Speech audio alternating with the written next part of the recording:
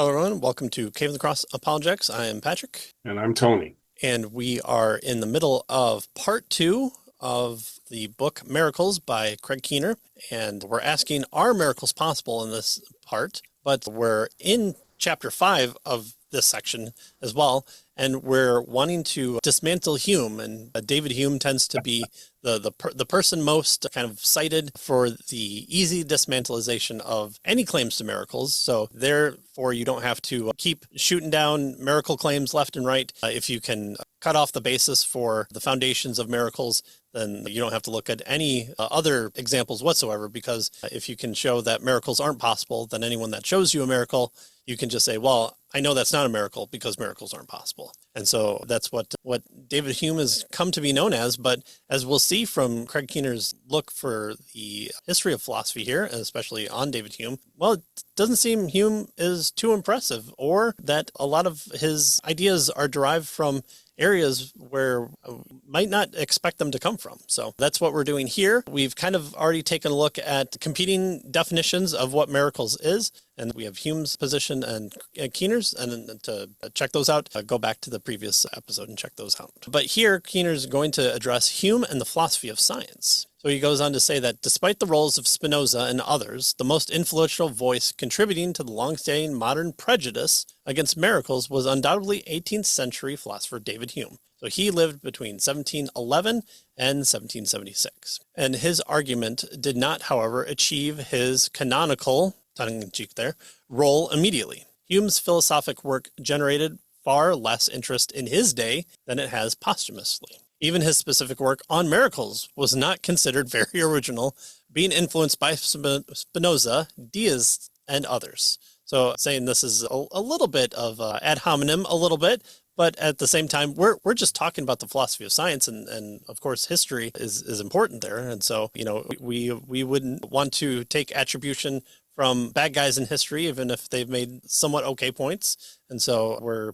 just kind of taking a look at what in the history of both leading up to Hume and then Hume himself, and then what impact did his work have. And so we want to know, well, okay, if it wasn't seen too positively at the time or after his death, but only much, much later, what was the case that caused that to happen? So Keener's going to do a pretty good job of laying down that foundation here. Yeah. I think part of it was Hume's style. He was a really good writer, and so he could make his points really well. In fact, Keener points that out. He says, although his style was much superior to that of his predecessors, Hume often recycled old arguments of earlier deists without modifying them to anticipate the many critiques that had already been leveled against them by their opponents. So he kind of reshuffled these various arguments, but he did it in his own style and in a way that was very persuasive. He tells us, nevertheless, partly as a result of his fame in other areas, Hume is generally regarded today as the starting point for modern discussion of miracles. So we'll start with Hume and move on from there, right? And of course, Hume criticized our ability to know that a particular account of a miracle was true. Keener tells us that Enlightenment thinkers did not all follow Hume. In fact, and his Enlightenment predecessors found nothing in empiricism, right? That's the idea that we know by sense perception. The source of our knowledge is our sense perceptions. So nothing in empiricism that entailed his conclusion. In contrast to Hume, for instance, his predecessor, John Locke, who was the founder of 18th century empiricism, affirmed, notice, the possibility of God-wrought miracles and viewed them as compatible with reason. So Locke held to miracles, and he was an empiricist, right? Just as Hume was an empiricist. So just by virtue of being an empiricist doesn't mean that you had to jettison a belief in miracles. Locke certainly had a belief in miracles. I like that, John Locke. I wonder if he did anything else in history. Yeah. Well, it was a reaction against the increased Christian apologetic from miracles rather than a natural development from scientific empiricism that led to a counteroffensive against miracle claims. In fact, the movement of apologetic theory that Hume opposed was closely tied with the very movement that spawned England's scientific revolution.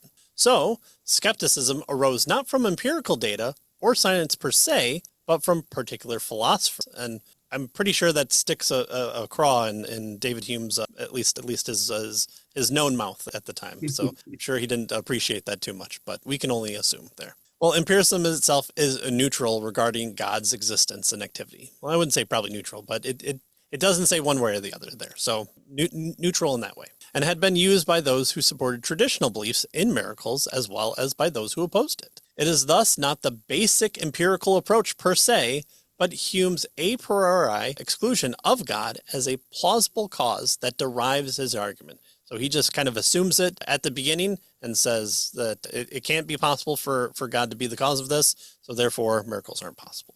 So one starting premises about atheism, deism, or theism will therefore shape one's conclusion, he says. Right. So notice it's the presupposition. It's your starting premises. It's what your background beliefs about atheism or deism or theism, then that kind of shapes the way you will hold miracle accounts. That's what he's getting at here. And that's what he's, criticizing Hume here for. Now he asks the question, does science pronounce on theology? Right. And he says those today who claim that science or historiography denies the possibility of miracles are repeating not scientific observations, but philosophic premises stemming from Hume. Right. And so scientists are experts, notice he tells us, about the normal happenings of nature. But when asked whether something outside the norm happens, they no longer speak as scientists per se, because how to address anomalies or meta-normal phenomena is not a scientific question. They are philosophic questions. Right? So science involves repeatable events. So it normally cannot, as science, pronounce judgments on specific, unique events in history, such as many define miracles to be. Now, he acknowledges that among past events, the Big Bang and current observations of past events in the history of the universe are exceptions to this, but he says these are large-scale events rather than the less predictable details of history and human life. Right. So, a good scientist is going to want to observe it, they're going to want to test it, and they're going to want to reproduce it. Well, if miracles are miracles, then how do you reproduce a miracle? Well, if it's not possible, then it's just easy enough to hand wave it away and say, well, it's not possible, rather than saying, well, this actually might fall outside of science here because it doesn't have a repeatability pattern in there. Yeah. Well, in principle, examination of enough miracles could produce some discernible patterns as well. Nevertheless, such patterns could not be scientifically formulated if a supernatural actor is a personal being. Personal agents operate on a higher and less predictable level of complexity than mathematical predictability in the basic principles of physics. So think about, how about prayer? If you get enough people who have the same belief systems that they offer prayer, and someone is on their deathbed and they get better. Okay, so you've got your group and they do it again for somebody else. Well, the person that they're praying to is a intelligent being who has their own desires and whims. And so it might not be within the confines of that deity's desire to heal the second person. And so do you say then miracles fail? Well, no, it just doesn't offer for a scientist that higher and more predictable level of complexity that something like doing 2 + 2 over and over again will always get you 4. Or throwing the rock in the air and it falls onto the ground. There you go. Yeah. Always falls, same speed, everything like that. Yes. The rock, the apple, even the orange. Right, exactly. To see our discussion of orange, see last stuff. Well, Sir John Polkinghome, and there's a name for you, argues because the Christian notion of miracles by definition involves divine causation, it is a theological rather than a primary scientific issue. Science simply tells us that these events are against normal expectations. We know this is at the start. Science cannot exclude the possibility that on a particular occasion, God does particular unprecedented things. So again, if I have a rock and I say, if I let this go, it'll drop, but then I catch it and I move it up, have I broken the laws of nature? Well, no, I've just entered into the normal course of events, and I've, as an outside agent, acted upon that rock, doing what it normally would do when it falls, keep going down until it hits something. Well, hitting something is me lifting it back up. So I've not upended, the laws of reality by doing so. And or so, violated them. Yeah, exactly. That's just saying, okay, why didn't you catch all the rocks then? Well, because I didn't want to catch all the rocks. I just caught this rock. Well, I can't test that. Well, yes, exactly. You can't test for that. You can only state if I'm available to catch this rock and I have the desire to, well, then I'll catch the rock and it won't fall to the ground. So we just, I don't, it's a weird thing to say that this violates the laws of nature by God entering into and doing something that's not usually normal in the case of things. This is just an outside person being entering in and stopping what would naturally happen. But there it is. Yeah. All right. So this next section, is going to talk about violations of natural law. It's entitled Hume, Violations of Natural Law and Theism. And he says many philosophers today, though write from various perspectives, challenge Hume's argument regarding natural law itself, right? For instance, the philosopher Richard Swinburne argues against Hume. He says, if there's no God, then the laws of nature are the ultimate determinants of what happens. But if there is a God,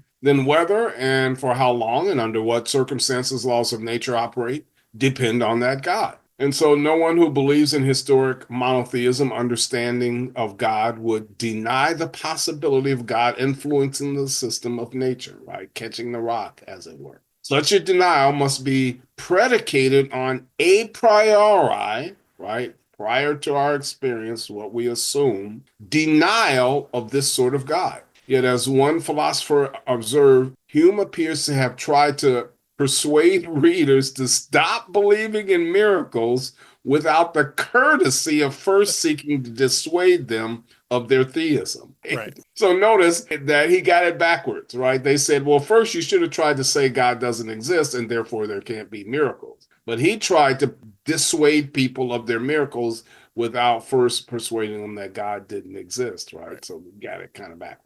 Right. So again, this is why presuppositionalists say, no, Christian, don't put down your Bible and try and argue on neutral ground, because you're not going to be neutral. It's not possible. And by putting your Bible down, you're stepping on the atheist worldview and saying, okay, we're both now operating like God doesn't exist. So now I'm going to show you how God exists. You were already on that platform. Go back over on your side. You don't need to be on his platform. You both have your own platform. You're fine to stay on it as possible. You're trying to convince the other person to come over on your side, not just by default do so. So again, just stay separate until you guys can talk it out there. Well, natural law is a classic concept. It's a classical concept, but Enlightenment thinkers developed it in some distinctive ways. Hume regarded miracles as a violation of natural law, and in contrast to how some earlier thinkers like Augustine, Aquinas, those types of people, and other theorists traditionally conceptualize them. Miracles might appear contrary to nature, Augustine concedes, but they do not appear so for God. For him, nature is what he does. So it can't be outside of nature because God enters into it and changes things sometimes, or stops the flow of the normal course of events, or becomes an agent within nature. So it may seem contrary to us, but it's not, it's God that catches the rock. That's just what he does. That's not contrary to anything. That's just how he decided to operate. Right. It's like, pulling a coin from behind a little kid's ear. To you, you know exactly what's going to happen. But to that child, it's this miracle that appeared out of nowhere. Well, okay, yes, depending on who the observer is there. Well, until the 16th century or later, miracles were not defined with regard to natural law. Indeed, Isaac Newton, some of whose approach influenced Hume, did not define miracles as violation of natural law. Again, what Hume did is he poisoned the well right at the start and said, this is what a miracle is. It's a violation of the natural law. Well, okay, that's not how anyone defines it. Yeah, but I'm going to set that up and I'm going to poke some holes into it.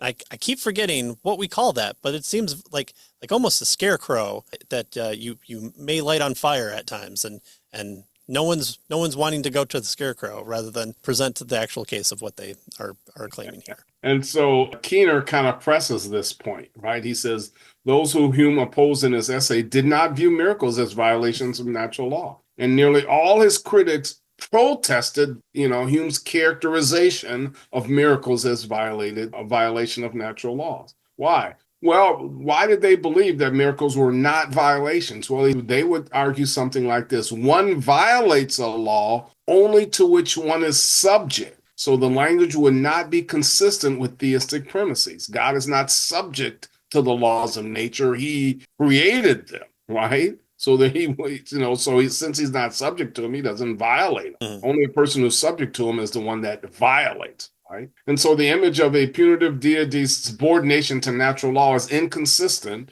with traditional monotheistic conceptions, thus excluding theists from the conversation at the very beginning. Right. So even when it appears that God works otherwise, one would speak of violation technically only if one viewed God as subject to such laws or interfering, right, as if nature were autonomous and God did not normally act there. God doesn't interfere with nature, right? He just does what he does, right? And he's not subject to nature. So he doesn't violate nature. He just does what he does. Right. And so it's why we can say, okay, I have two rocks. They're both round. And all of a sudden it appears that another rock has come into play.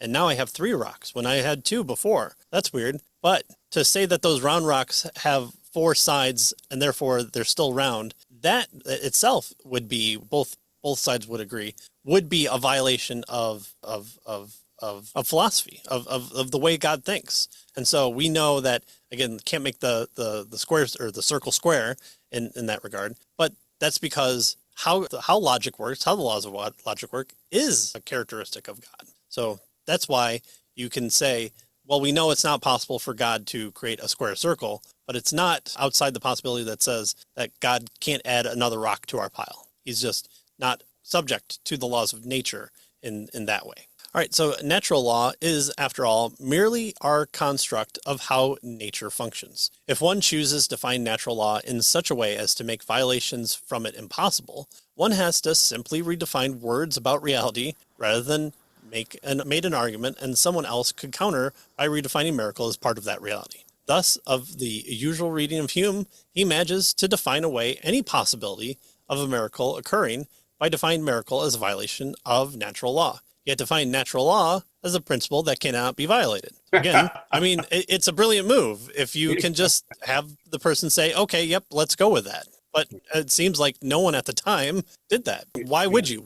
When the person has already won by punching themselves in the face, you're not going to fight. So there's no reason to, because you're not playing the same game I am. I'm looking for a boxing match, not someone to punch themselves out there. Right. So, miracles are a violation of the natural law, but natural laws cannot be violated. Therefore, miracles can't happen. You win. Right? Yeah. Heads I win, tails you lose immediately right there. Well, as one philosopher complains, and rightly, once a miracle could be proved to occur, natural law would be redefined to accommodate this occurrence, which would thus no longer be accepted as miraculous. He said that the miracle seems forever frustrated in its attempts to violate. It's bang on the door. Hey, I want to violate the reality of the situation here. For as soon as it imagines that it has succeeded, it finds that it was nothing there after all to violate. So we just move the goalpost out of the way, and we can't do it. We can't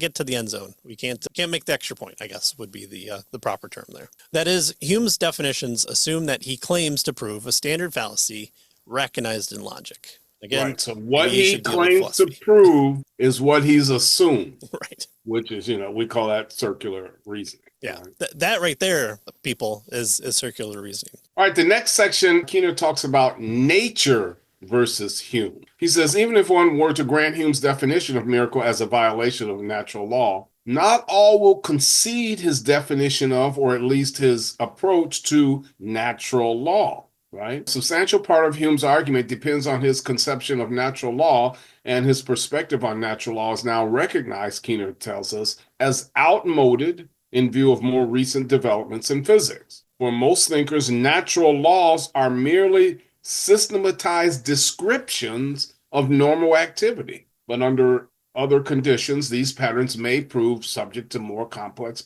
principles, right? So scientific method today normally understands laws as describing evidence rather than prescribing or comprehensive, right? So he's attacking him now on his definition of natural law. Right. Good. He can take it. Some contend, however, that Hume's appeal to these laws of nature violates not only modern physics, but even his own epistemological system there. Scholars today sometimes thus challenge Hume's approach in this essay as inconsistent with his normal epistemology. For example, far from endorsing nature's uniformity, Hume argued that one might presume that the sun would rise the next day out of habit, but one could not be certain about it. Hume is something that presuppositionalists point to, because this idea of induction coming into play here is key. He's the king of the problem of induction. Right. He's too good. We will gladly, if you want him, we'll gladly give him to you. Well, he critiqued conventional notions of causality, treating laws as merely observed uniformalities and being uniform there, and against earlier rationalists, denying them any metaphysical role, because again, he wasn't too keen on it. Right. So notice Hume says that the way things operate, causality, is just our habit or our expectation of what we think will happen the next time based on our observation. That's what he says, right? And so that's his epistemology. We can never really know what's going to happen next. Well, then how, that becomes a problem with his argument with regard to natural laws, right? Because, he says that miracles violate natural laws, but then he defines natural laws as just our habit and expectation of what we think will happen next. Right. Not what is. Yeah.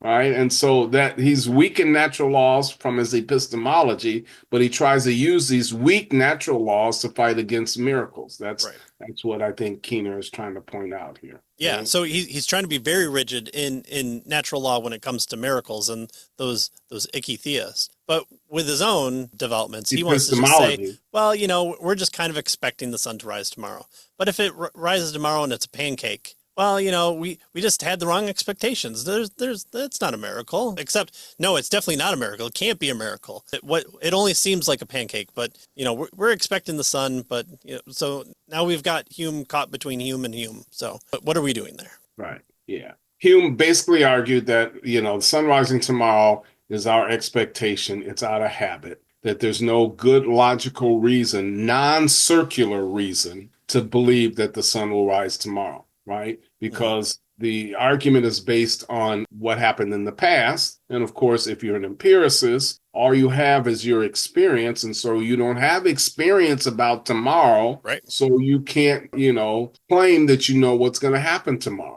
So that's his epistemology. He's an empiricist, an extreme empiricist, and we can only know based on our experience, right? That's what he's getting at here. And so how do you know that a miracle can't violate these natural laws? Because you don't know what's going to happen, right? That's kind of what Keene is getting at. Right. Now, what he says here is that most likely Hume is only partially consistent. On his premises, the more unusual an event, the less believable it is. But his epistemology, in his epistemology, this matter of believability does not stem from involatile laws, but from, here it is again, habits of mental thought formed by previous experience. And this past experience forms but does not justify our beliefs. So we can't justify our belief that the sun will come up tomorrow based on our past experience because we haven't experienced tomorrow yet, right? And so if we're an empiricist and all of our knowledge comes from our experience and we haven't experienced tomorrow yet, then we can't say what's going to happen. Thus, Hume appears to have adopted for strategic, he says, polemical purposes, a position for the argument of his essays with regard to miracles that he did not maintain in his argument with regard to epistemology. Yeah. All right. There are two Humes. Would the real David Hume please stand up? Not possible. All right. Well, how about Hume's anti-theistic starting assumptions? Well, we're just coming at things neutral, right? We're good scientists. We don't have qualms. God could exist. He could not exist. It doesn't bother me one way or the other. Well, let's see what Hume has to say. Well, Hume's argument is not neutral as to the possibility of the supernatural or divine activity, but a priori excludes that possibility, hence prejudges the conclusions of the investigation. In a true neutral starting point, one need not presuppose the existence of a deity to allow the hypothesis of a deity's action. One need only not to rule it out. Yet this is precisely what Hume's argument must effectively do, as one philosopher points out. They say that it is only by presupposing a conclusively justified atheism or presupposing belief in a non-miracle working God, essentially deism, that you are entitled to adduce with any cogency natural laws against the possibility of the miracles. So one way or halfway in the other, you don't need to consider miracles because it's just not possible because God doesn't exist. Or maybe a soft version of that is a God exists, but he doesn't do miracles. Yeah, Keener goes on to say that others, in fact, point out that if on other grounds one has reason to affirm theism with a self-revealing active God, then what we call miracles might even be expected, right? So if you don't rule God out, then we perhaps should expect miracles. Thus, many scholars, he tells us, consider the religious and theological context when evaluating miracle claims, a position that has a long history, right? So if one starts with, agnostic or especially theistic assumptions rather than atheistic or deistic ones, one will be more open, Keener tells us, to evidence for miracles. If one allows for a deity who acts purposefully, then as other scholars put it, it will be unreasonable not to accept reliable testimony for miracles. Right. So something weird happened. Well, instead of saying, tell me more, you just go, weird happening? I know that's not possible. In my worldview, there's no way weird can be a thing. Stop right there. I don't need to hear any more. We just get to dismiss you. So that's what's happening. Is, if I was shown proof for a miracle, I would believe. Okay, well, here's some proof. No. You can't bring me those because those are miracle claims, and I don't believe miracle claims until you present me a miracle. Well, how about these ones that occurred recently? No. I'm sorry, but I know miracles don't exist, so don't bring me miracle claims. I need to be shown a miracle, or I need to be proven a miracle. Okay, we'll go outside. I know that's not possible. I'm being tricked. There's some explanation there. I know miracles aren't possible, so I'm not coming at the position here with a good understanding at first, or open to the understanding there. Well, Hume claimed that his own results were agnostic rather than atheistic. But the argument he uses to evaluate the possibility of miracles is not neutral. A genuinely agnostic approach would not critically reject all evidence for divine activity in principle. Again, if I'm agnostic, I don't know one way or the other. I'm holding my breath until I've been shown enough evidence or good evidence or be presented evidence. Okay, I think that's an okay position to hold here. But if you're just going to reject it right off the bat, well, then you're not holding to that kind of more open position. A genuinely agnostic approach would not reject all evidence for divine activity in principle. Well, there could be a God and there could not be. Oh, okay, this evidence looks like there's a likelihood of something happening that could point me in the direction of God. Okay, I've moved you from 0 to 1. So I'm on the path to 100 with you. But if you're just saying, no, it's not possible, and I'm entirely turning away from it, well, then, again, no matter how many oranges I pelt at you, you're not going to drink the orange juice. An agnostic position affirms neither theism nor atheism, but must allow for the possibility of either. Again, one of the reasons why people who do claim to be agnostic, you kind of have to poke them to see if they'll remain agnostic in your conversation, to just make sure we understand what it actually means to be agnostic. And so Keener kind of ends this particular session. He says, it's possible that some of Hume's defenders adjust or nuance his argument to protect him from the charge of circularity, though many of us would affirm that a charge of circularity still applies in view of the quantity and quality of many miracle claims. In any case, Keener tells us, Hume's rejection of any eyewitnesses' evidence for particular miracles would still remain open to question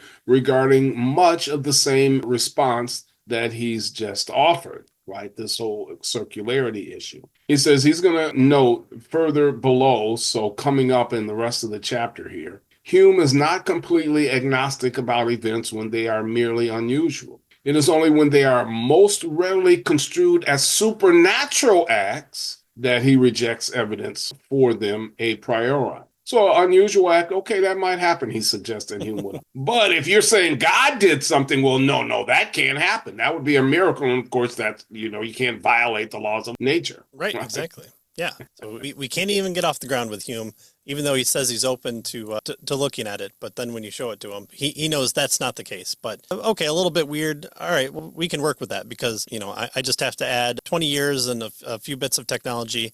And now I've got maybe an understanding that I'll be able to point to and say that might be the case. So therefore it definitely is the case. And therefore the miracle can be washed away now because I have the possibility of maybe understanding what happened 20 years ago when I looked at it the first time.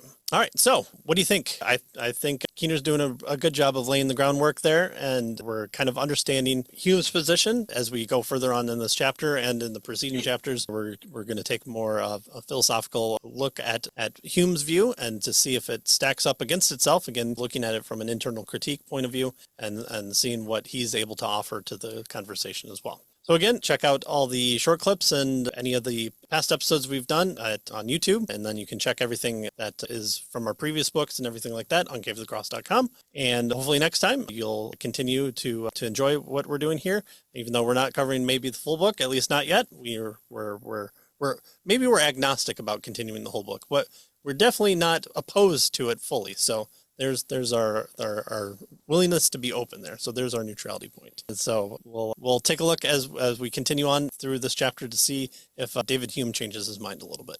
So as always, we say thank you for joining us, and we'll see you next time. We'll see you next time.